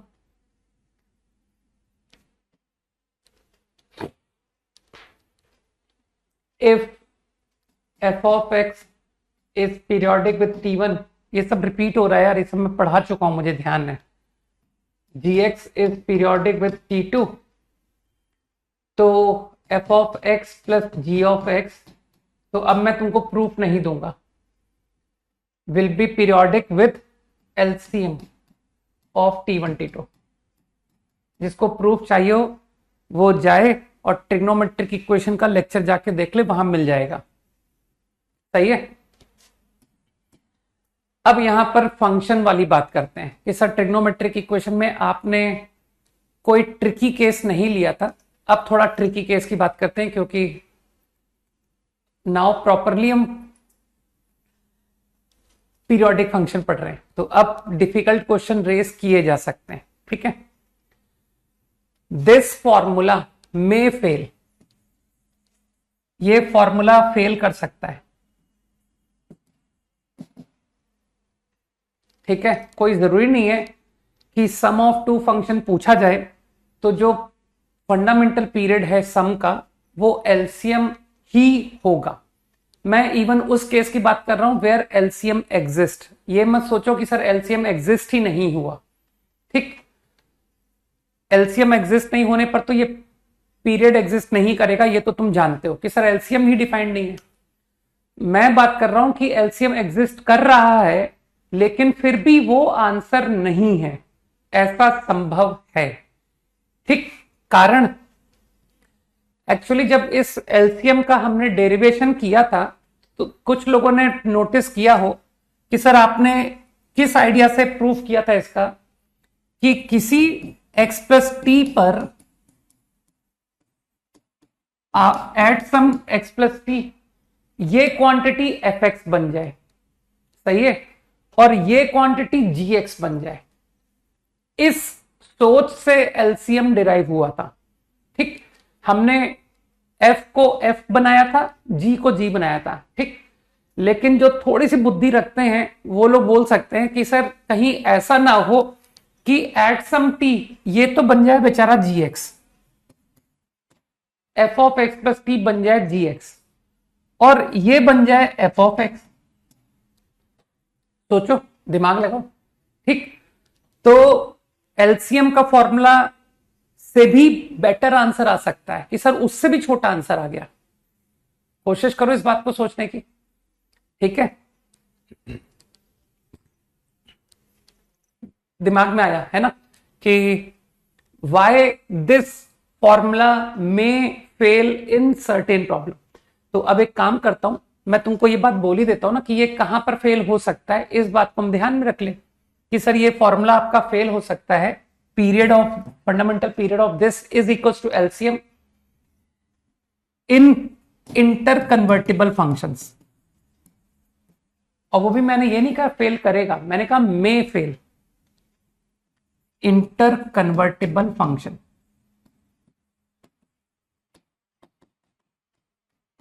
तो लोग समझ पा रहे लॉजिक कि सर इंटर कन्वर्टेबल मतलब आपस में एक दूसरे में चेंज होने वाले। तो ऐसे तो बहुत कम प्रॉब्लम तुम लोग देखते हैं ना कि सर tan और cot, tan cot में चेंज हो जाता है, sec cosec ये आपस में कन्वर्ट हो जाते हैं, sin cos, ठीक है ना। तो हमको बहुत रेयर प्रॉब्लम्स में एलसीएम आंसर फेल होता मिलेगा, इन रेयर प्रॉब्लम्स। ठीक, एग्जाम्पल्स में देख लेते हैं और क्या, क्योंकि ये बात कभी ट्रू हो सकती है और कभी नहीं भी हो सकती है। तो लेट्स सी दिस एग्जाम्पल। ठीक, तो आई गेस जो लोग समझते हैं वो कहेंगे सर साइन की कोई भी इवन पावर ले लो, 2 4 6, आंसर पाई होता है, इसका fundamental period pi. I think same is for cos, fundamental period is pi. ठीक, तो आंसर जो है एलसीएम से पाई आ रहा है, लेकिन करेक्ट आंसर पाई बाई 2 है। ठीक है, तो एक्चुअली इस प्रॉब्लम का आंसर है पाई by 2। This is the right answer. चाहो तो करके देख लो कि सर मैं तो f of x plus pi by 2 कर रहा हूं, तो f of x plus pi by 2 करने से ये बन गया कॉस की पावर 4x और ये बन गया साइन की पावर 4x।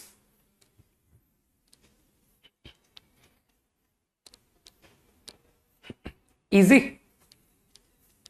बात समझ में आई। और जो लोग प्रॉपरली डिराइव करना चाहते हैं कि ये पाई बाई 2 आंसर क्यों, मैंने तो लॉजिक से कर दिया कि यार देखना एक्स प्लस पाई बाई 2 करके देख ले, ट्रू आ तो रहा है।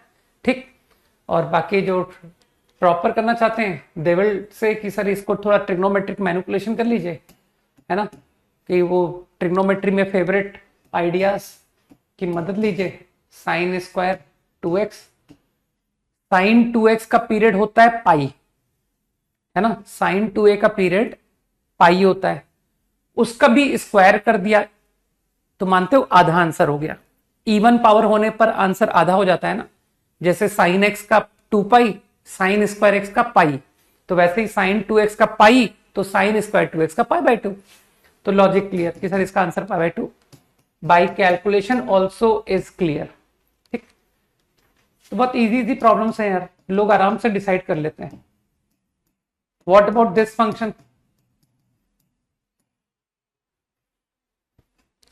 तो कहना sir by observation answer is again pi by 2।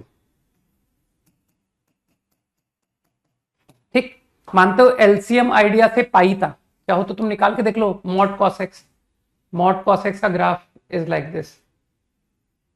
तो by observation this is going to get pi, this also going to get pi, but correct answer is not pi, correct answer is pi by 2। कहना sir अब तो observation से निपटा लेंगे, अब क्यों दिमाग लगाएं। सही, कि जब भी इंटर कन्वर्टिबल होगा तो be careful, that's it, nothing else.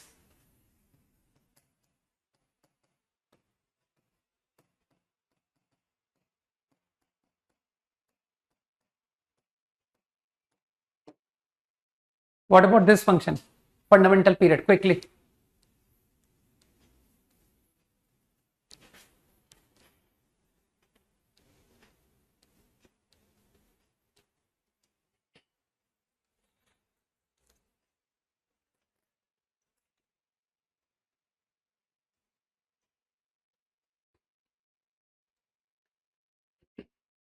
मानते हो इंडिविजुअली अगर देखेंगे तो इसका आंसर है पाई, इसका भी आंसर है pi, but correct answer is not pi, correct answer is pi by 2। Answer to F is pi by 2। कहना सर फिर से वो हमने तो हिट एंड ट्रायल से करके देख लिया। ठीक है, x को x प्लस पाई बाई 2 करो तो ये माइनस कॉस एक्स बन जाएगा, नहीं प्लस कॉस एक्स बनेगा, कॉस ऑफ कॉस एक्स। बाकी माइनस कॉस भी बनता तो क्या फर्क पड़ता, कॉस माइनस थीटा तो कॉस थीटा ही होता है। Cos of x plus pi by 2 become minus sine x, तो तुम तो समझदार हो कि सर ये कॉस साइन आ गया, ये कॉस कॉस आ गया, ये तो मैच कर गए, तो योर आंसर इज 5/2। ठीक है, वेरी इजी।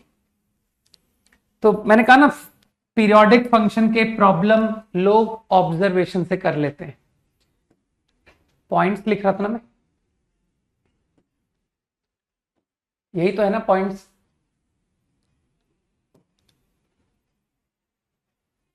एक छोटा सा पॉइंट और लिख लेते हैं, f of x is equal to constant for all x belongs to R is periodic। बस एक छोटा सा नोट और बना लो, is periodic whose fundamental period is not defined।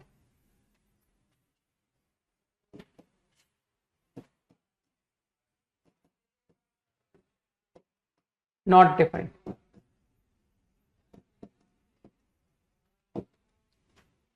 सही है।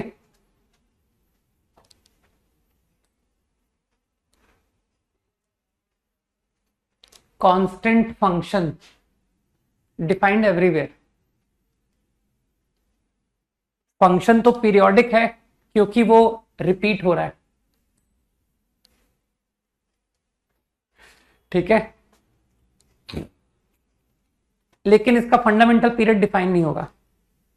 फील कर पा रहे हो ना इजीली कि स्मॉलेस्ट पॉजिटिव टी, लोग लॉजिक से सोच पा रहे हैं कि सर मैं बता ही नहीं पा रहा कौन सा सबसे छोटा पॉजिटिव टी बताऊं, है ना। तो हम लोग सिंपली कहते हैं फंडामेंटल पीरियड नॉट डिफाइंड। ठीक, तो इससे इसकी वजह से तुमको पता है एक बहुत इंटरेस्टिंग एग्जांपल दिखाऊं। इफ यू टॉक अबाउट, देखो एक अच्छा example, sine square plus cos square, है ना। कुछ लोग बहुत जल्दी फॉर्मूला बनाने लग जाते हैं कि सर वो फॉर्मूला जहां फेल हो रहा है ना, वहां पर एक ट्रेंड लोग पकड़ने लगते हैं। तो ऐसा कुछ मत करना। ठीक, देखो इसका पीरियड है पाई, इसका भी है पाई, लेकिन अब की बार पीरियड क्या होगा, अब की बार एफ का पीरियड क्या होगा, बताओ, कोई जवाब दो भाई। फंडामेंटल पीरियड ऑफ एफ,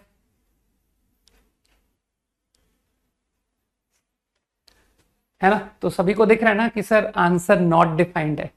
तो इसीलिए मैं कह रहा हूं इतनी जल्दी कंक्लूजन मत बनाना कि सर वो नॉट डिफाइंड वाले में हम एक ऑब्जर्व कर रहे हैं कि आंसर बाई 2 आ जाता है, जब भी वो आंसर फेल। तो ये सब मत करना तुम, है ना। अपने दिमाग का इस्तेमाल करना। ये सब मगिंग वगैरह जो है ना, ये थोड़ा पुअर लोगों के लिए छोड़ दो कि सर ये पुअर लोग होते हैं जो नोट बनाते हैं बहुत ज्यादा, है ना। हम लोग नोट नहीं, हम लोग सोचते हैं। ठीक, तो answer is not defined. Fundamental period not defined. Okay,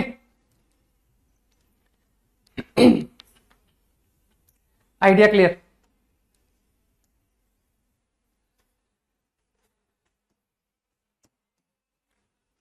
सोचने दो फंडामेंटल पीरियड पर और क्या करा दूं।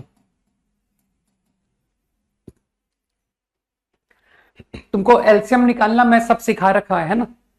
कुछ लोगों को याद होगा ना कि सर आपने एलसीएम 2 नंबर का लेना हमको सिखाया था कि एलसीएम कब 2 नंबर का डिफाइंड होता है, कब नहीं होता है। जब दोनों रैशनल होते हैं, है ना, या जब दोनों इररेशनल होते हैं विथ सेम कॉस।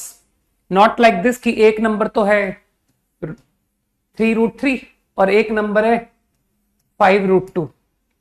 तो मेरे ख्याल से तुम जानते हो ना कि सर इन 2 नंबर का एलसीएम एग्जिस्ट नहीं होता है। याद है ट्रिग्नोमेट्रिक इक्वेशन सब सिखाया था, ट्रिग्नोमेट्री में बहुत अच्छा बताया था मैंने। पीरियोडिक बहुत समय बर्बाद हुआ था उस वक्त, है ना। तो उसका अब मुझे यूज करना पड़ेगा ना। और एक रैशनल एक इररेशनल नॉट डिफाइंड, है ना, कि सर एक नंबर तो है √2 और एक नंबर है 2, एलसीएम आएगा ही नहीं। ठीक, okay. just I want to check whether you are able to apply LCM formula or not.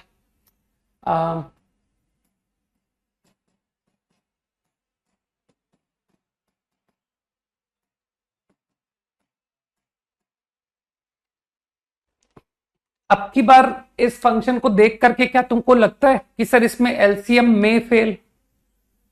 फट से रिप्लाई दो मुझे कि मैं एलसीएम से आंसर निकालने जा रहा हूं, क्या तुम डाउट करोगे कि सर इसमें फेल हो भी सकता है आंसर?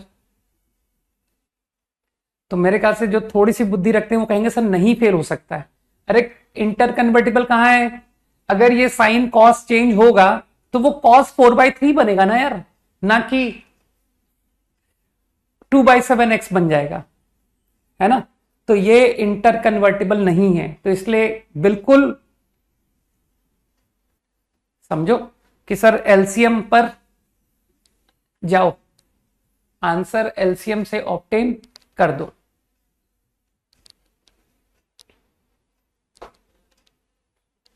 तो एलसीएम निकालना मैंने सिखाया था कई लोगों को कि let LCM is what, LCM इसका फंडामेंटल पीरियड निकालो भाई, 2 पाई डिवाइड बाई 2/7, 7 पाई हुआ ना?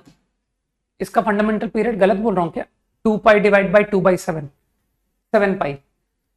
ठीक, इसका fundamental period 2 pi divide by 4/3, 6/4। एक बार देखना मेरी कैलकुलेशन सही है कि नहीं। ठीक, अब जिसको एलसीएम का ज्ञान है वो जानता है कि सर एलसीएम जो होता है वो दोनों का मल्टीपल होता है। 7 पाई n1 is LCM, 3/2 pi n2 is LCM, common multiple बराबर n1 n2 are natural numbers. सबसे छोटा n1 n2 निकालो, ठीक है? सबसे छोटा n1 n2 निकालो जो इस इक्वेशन को वैलिड करता हो। This is LCM. ठीक है, जिन लोगों को वाकई में पीरियोडिक फंक्शन नहीं आता है, मैं उन लोगों को कहूंगा, जो लोग मुझे कह रहे हैं कि सर वो सीधा न्यूमरेटर डिनोमिनेटर, वो लोग एक बार बेसिक लेक्चर जरूर देख लें ट्रिग्नोमेट्रिक इक्वेशन में जाके, where I have talked about this periodic idea, है ना? वहां पर सब derivations and all everything is there. ठीक है कि सर फंडामेंटल से क्वेश्चन करने का एक अलग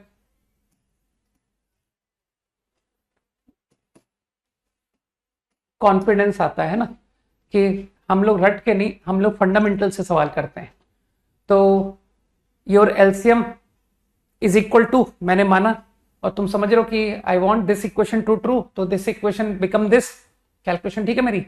अब सबसे छोटा n1 n2 बता दो यार, सबसे छोटा। तो मेरे ख्याल से यहां से कोई भी बोल देगा कि सर n1 लीस्ट इज 3, है ना? लीस्ट वैल्यू, तो n1 की लीस्ट वैल्यू 3, तो तुम्हारा एलसीएम तो ये है ना, तो your LCM is 7 pi into 3, 21। तो तुम्हारा प्रॉब्लम का answer fundamental period is 21 pi, is the right answer.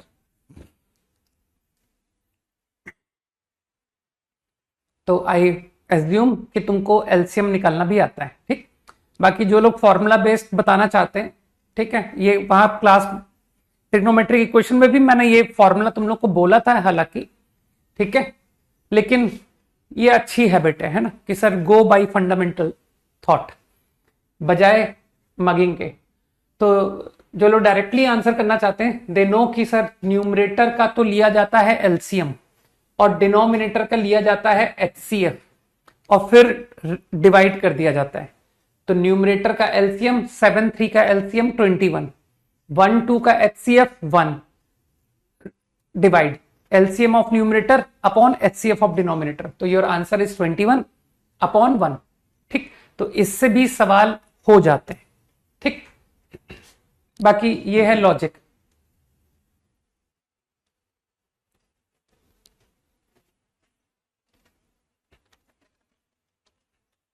तो I think periodic functions concept clear है ना?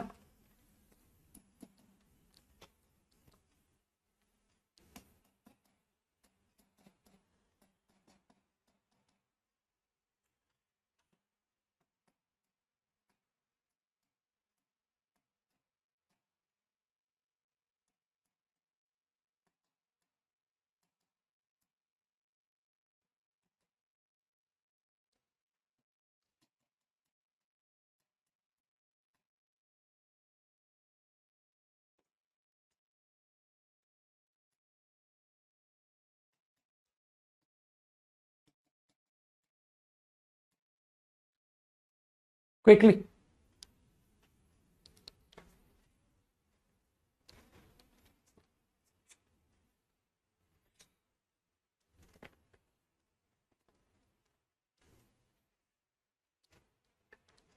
जल्दी कॉपी करो।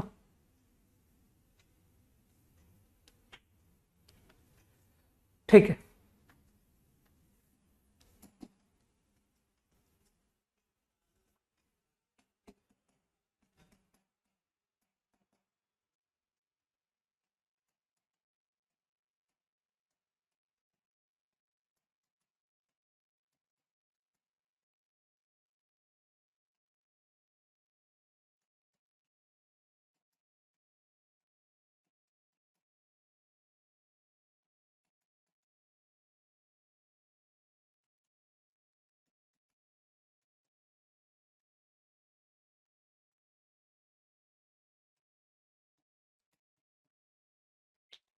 डन।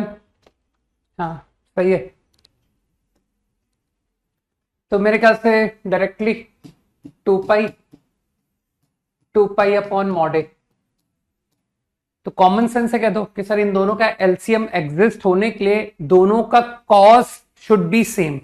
तो कॉस है पाई, तो अगले की भी कॉस पाई होनी चाहिए। तो ये जो मॉड ए है इसका रैशनल होना कंपलसरी, क्योंकि अगर ये रैशनल नहीं हुआ तो फिर cause of this number being irrational will be something else. ठीक है, तो एलसीएम एग्जिस्ट नहीं करेगा। और जो लोग लॉजिक से करना चाहते हैं कि सर ये तो एक लैंग्वेज में एक्सप्लेन करना थोड़ा डिफिकल्ट होता है ना, तो यू नो कि हम लोग पीरियोडिक फंक्शन में मान के कर लेते हैं। मान लो फंडामेंटल पीरियड बी टी, लेकिन वो तो एलसीएम होगा सम 2 पाई n1 सम 2 पाई अपॉन मॉड ए n2। बस अब जो लोग समझदार है दे विल से कि this now what I get is mod a equal to n2 upon n1। तो ये तो यार natural number upon natural number, तो ये तो रैशनल प्रूव हो गया। अगला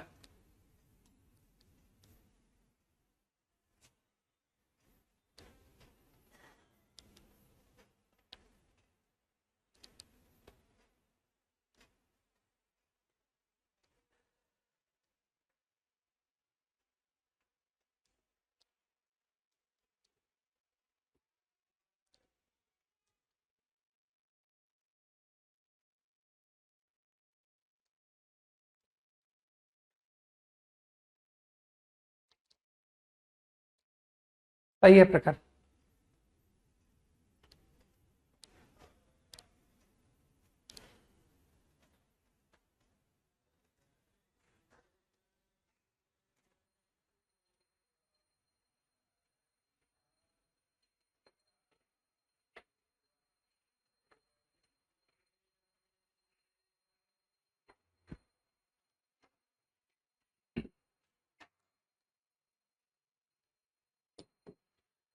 obviously sine of x plus f of x plus 4 pi बराबर F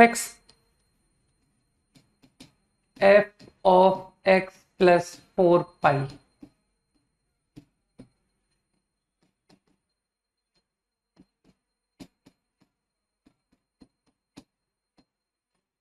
equal to f x.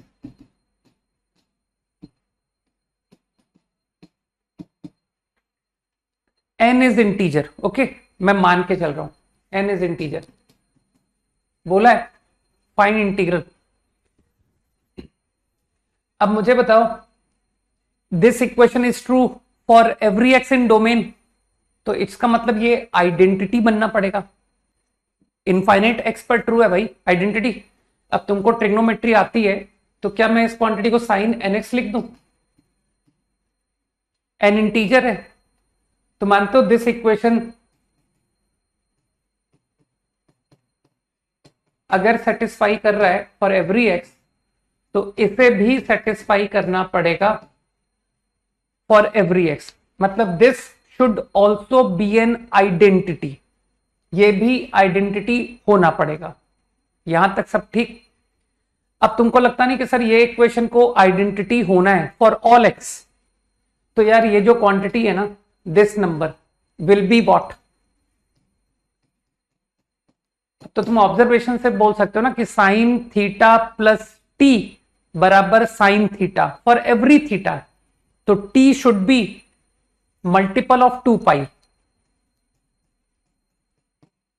2k pi, where k is integer और n वो भी इंटीजर है। ठीक, तो अब तो मेरे ख्याल से यहां पर ऑब्जर्वेशन से आंसर कर दोगे कि सर ये सिचुएशन 2 को इंटीजर से डिवाइड करके इंटीजर लाना है। तो यू कैन डायरेक्टली आंसर कि n will be +-1, n will be +-2, ये आंसर। ठीक, अब इसमें ज्यादा दिमाग मत लगाना कि सर n को जरा 1 रख के देखिए। अगर मैं n को 1 रख दूं, ये आ गया, तो अब तुम्हारे में से कोई कंफ्यूज हो गया कि अरे यार ये फंक्शन तो कांस्टेंट फंक्शन है। ठीक, राइट, लेकिन वो डोमेन का भी ध्यान रखेगा ना कि सर इसकी डोमेन जो है ना r माइनस एन पाई, n इंटीजर। सही, चलो इसका फंडामेंटल पीरियड बताओ। नहीं, पीरियोडिक तो अभी भी है, फंडामेंटल पीरियड कितना है इसका बताओ। देखिए कौन इसका सही आंसर देगा। Fundamental period of this function,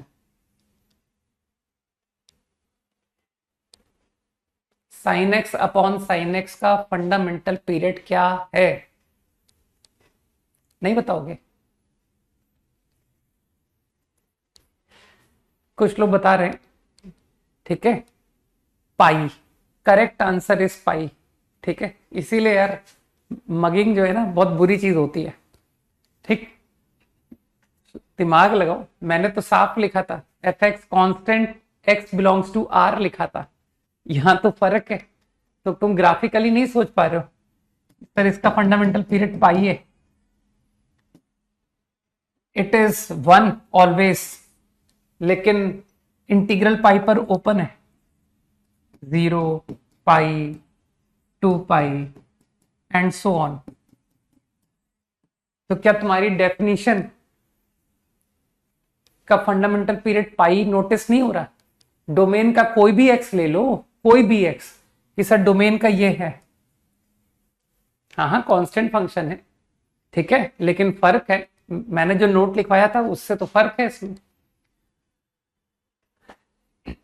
कोई भी अगर मुझे कहेगा फंडामेंटल पीरियड पॉजिटिव बताना होता है, 0 नहीं बता सकते तुम। ठीक है, तो अदर देन पाई अगर तुमने कुछ भी ट्राई किया कि सर पाई से कम बताऊंगा आंसर, ठीक है, तो तुम फंस जाओगे। अगर तुमने π/2 कहा ना फंडामेंटल पीरियड, तो पता मैं क्या करूंगा, मैं कहूंगा चला π/2 एक्स पर चेक करो, तो f π/2 तो 1 है, लेकिन f ऑफ पाई तो डिफाइंड ही नहीं है। तो अगर तुम कुछ भी other than pi fundamental period को ट्राई करोगे ना, तो मैं तुमको तुम्हारी डेफिनेशन फेल होते हुए दिखा दूंगा कि F x plus T F x true नहीं आ रहा है for every x in domain. तो कुछ लोग समझ गए कि सर टी बराबर पाई के अलावा नो अदर ऑप्शन। ठीक है, इजी, बी केयरफुल, है ना। और कैलकुलस में इस तरह के थॉट तुमको बहुत मिलेंगे कि सर कैलकुलस में थोड़ा डीप अंडरस्टैंडिंग की जरूरत है, क्योंकि टॉपिक इजी है ना कैलकुलस। ठीक है, कैलकुलस मैंने कहा ना मैथ्स में सबसे इजी है, तो इसीलिए आईआईटी थोड़ा डीप अंडरस्टैंडिंग पे जाता है कि देखें कौन इस बात को आइडेंटिफाई करता है। तो वो थोड़ा सा तुमसे, तुम्हारा मतलब केयरफुल होना बहुत इंपॉर्टेंट है कि सर प्रॉब्लम को थोड़ा डीपली समझना इंपॉर्टेंट रहेगा, अदरवाइज नंबर कट सकते हैं। होमवर्क एक तो प्रोबेबिलिटी रिमेनिंग है, और एक तुमको बाइनोमियल का मैंने होमवर्क बोला था ना, बाइनोमियल का एक्सरसाइज 2 बोला हुआ है, राइट। बस इतना ही होमवर्क है, और क्या, इतना ही होमवर्क है। ठीक है,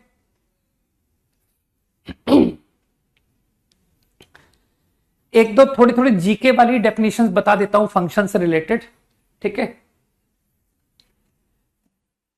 अलजेब्राइक हालांकि ये सब टर्म काम तो नहीं आते हैं। एंड ट्रांसीडेंटल,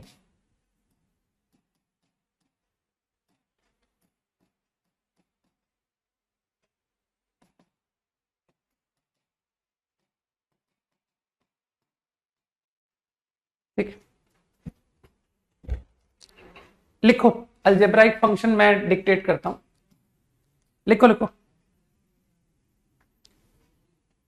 फंक्शन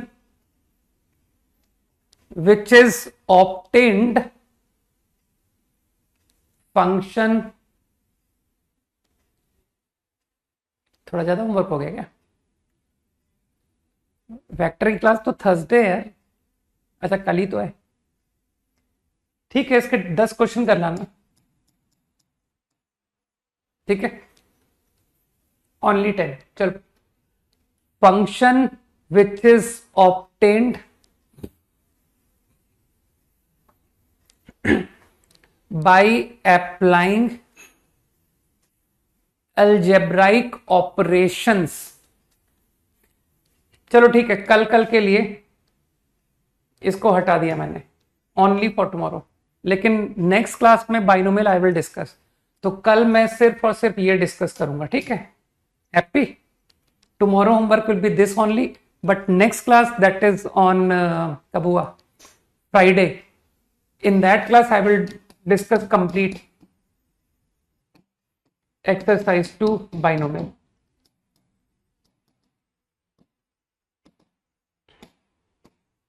ठीक है, function that is obtained by applying algebraic operations, that is obtained by applying algebraic operations। Now what are algebraic operations? Plus minus, multiplication, divide, raising power, ठीक, applying algebraic operations over polynomials, over polynomials. Function that is obtained by applying algebraic operations over polynomials is called algebraic function, is called algebraic function।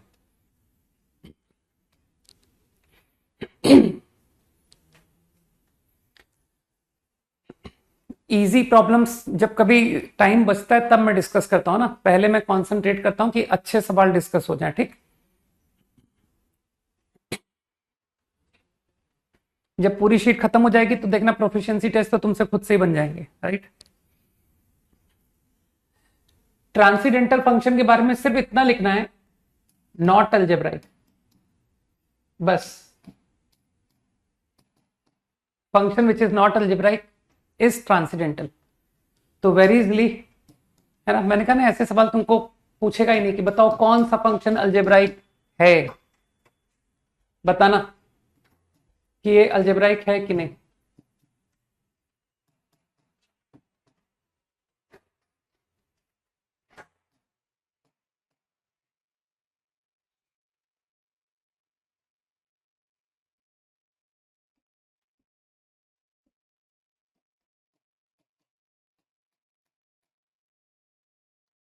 algebraic function or not, quickly answer। तो answer is algebraic है। कारण clear है कि आपने polynomial के ऊपर algebraic operation की मदद से इसे क्रिएट किया है। कंफ्यूज मत होना कि सर x की पावर 1/3 तो पॉलिनोमियल नहीं होता, किसने कहा, x तो होता है, तो x को 1/3 पावर रेज कर दिया, तो अलजेब्राइक ऑपरेशन ही तो लगाया है तुमने ओवर x। तुम समझ आ रही बात कि sir multiplication, division, addition, subtraction की मदद से ही तो ये फंक्शन क्रिएट हुआ है ओवर पॉलिनोमियल्स, तो it will be algebraic. Got it? ठीक,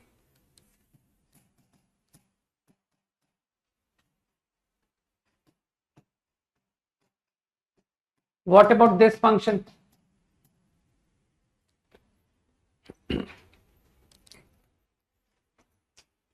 बाइनोमियल की अभी पूरी शीट पड़ी हुई है, तुम क्यों इतने जल्दी परेशान क्यों हो तुषार? अभी बाइनोमियल की शीट डिस्कस हुई कहाँ है?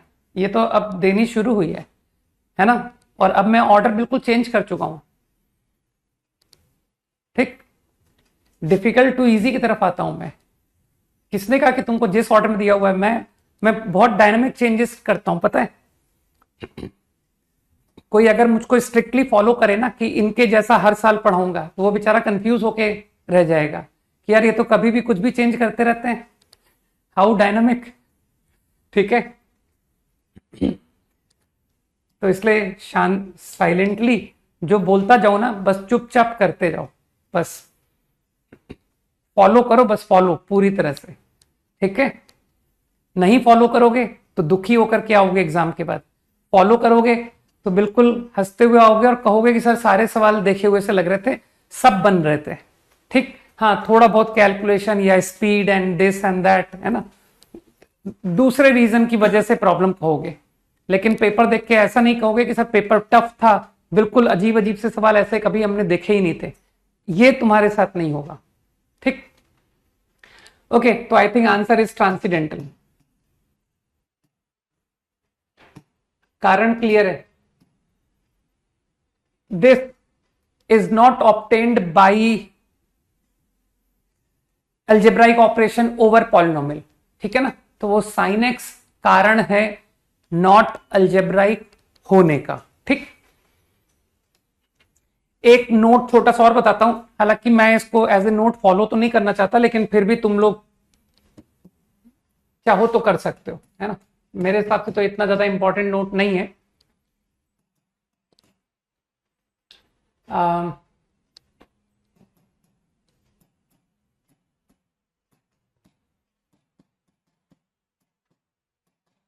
पॉलिनोमियल फंक्शन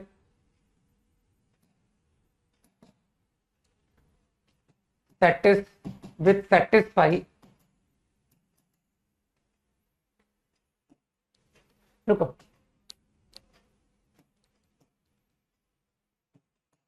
इक्वेशन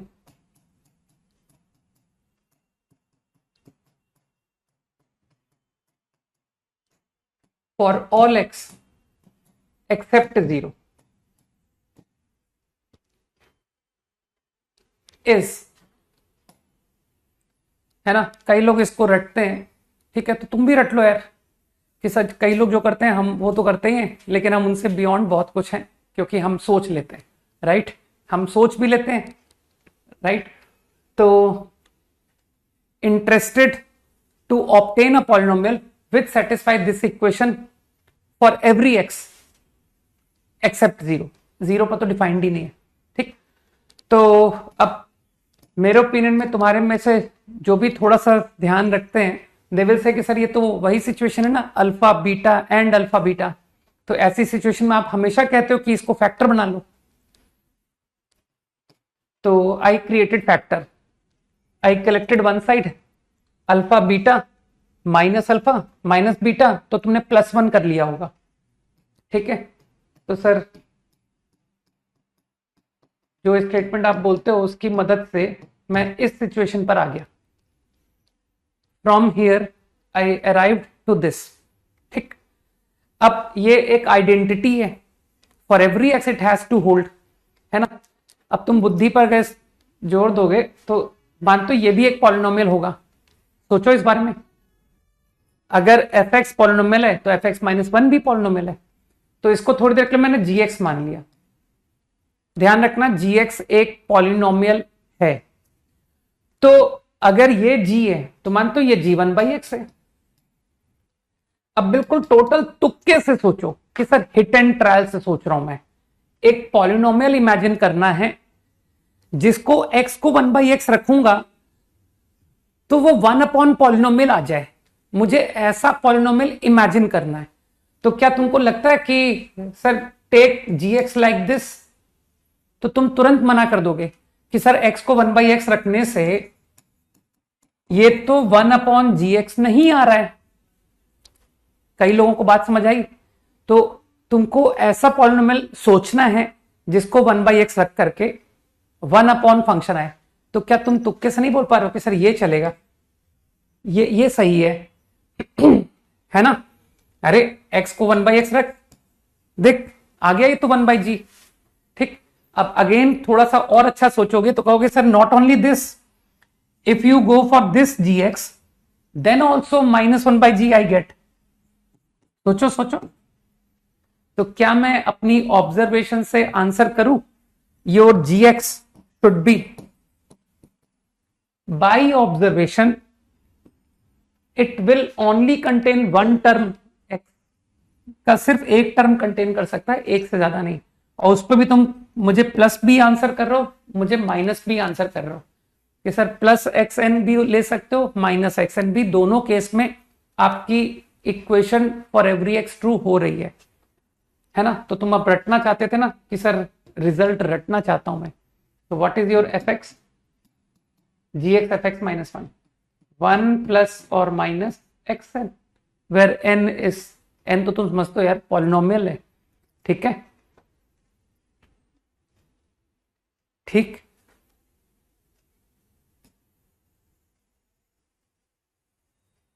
रिमेंबर, चाहो तो याद रख सकते हो। ठीक है, चलो भाई बाय, जय हिंद। होमवर्क बता दिया मैंने।